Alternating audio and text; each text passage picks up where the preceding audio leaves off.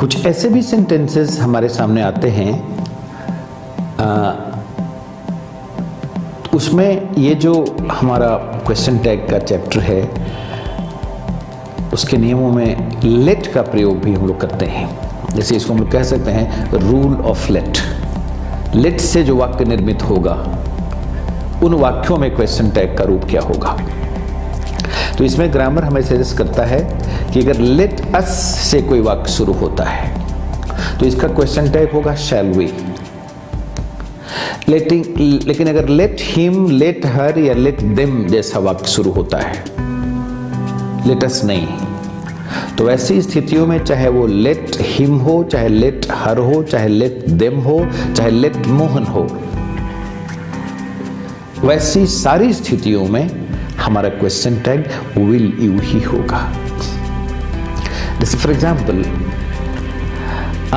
Late us work together, तो question tag होगा shall we. Let us conclude the matter, तो question tag होगा shall we. लेकिन अगर होगा लेट हिम डिसाइड इट, तब ये हो जाएगा question tag will you. Let them decide it या लेट देम फाइनलाइज इट, तो will you. Let Mohan finish it, तो विल यू। तो लेट अस की स्थिति में शैल वी और बाकी स्थितियों में विल यू का प्रयोग हम करते हैं और इन्हीं का प्रयोग होता है, तो इसको भी ध्यान में रखने की जरूरत है। अब हम एक ऐसे रूल की चर्चा आपके सामने करना चाहते हैं जिसमें जो हमारा मूल कथन होगा, जो मेन स्टेटमेंट होगा, वो स्टेटमेंट का सब्जेक्ट अगर दिस है या दैट है या दीज है या दोज है या देयर है या वन है, तो ऐसी स्थिति में हमारा जो क्वेश्चन टैग का सब्जेक्ट होगा वो होगा दिस और दैट के लिए इट, दीज और दोज के लिए दे, देयर के लिए देयर और वन के लिए वन। दिस दैट के लिए इट, दीज दोज के लिए दे, देयर से शुरू होने वाला सेंटेंस का जो क्वेश्चन टैग होगा उसमें देयर ही होगा हमारा, और वन से शुरू होने वाला अगर कोई सेंटेंस है तो उसका क्वेश्चन टैग का सब्जेक्ट भी वन ही होगा।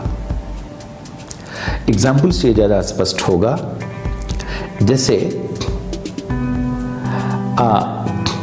दिस इज ए बुक, अब इसका क्वेश्चन टैग इजंट दिस नहीं होगा, isn't it.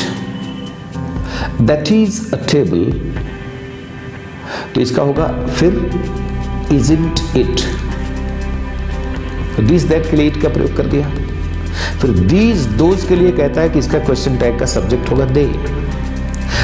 These are boys, तो दीज आर बॉयज में इसका हो गया क्वेश्चन टैग आरंट दे। फिर हो गया दोज आर गर्ल्स, तो इसका भी होगा आरंट दे। तो दीज और दोज का दोनों का सब्जेक्ट दे होता है। फिर जैसे there is a book on the table, तो क्वेश्चन टैग होगा इजंट देयर, इसका देयर ही रहेगा। फिर one can do one's duty, one subject है, तो ये इसका क्वेश्चन हो जाएगा subject can't one. One can do one's duty, question tag का सब्जेक्ट हो गया कांट वन। तो ये भी एक इंटरेस्टिंग नियम है और इसको हम लोगों ने अच्छी तरह से समझ लिया।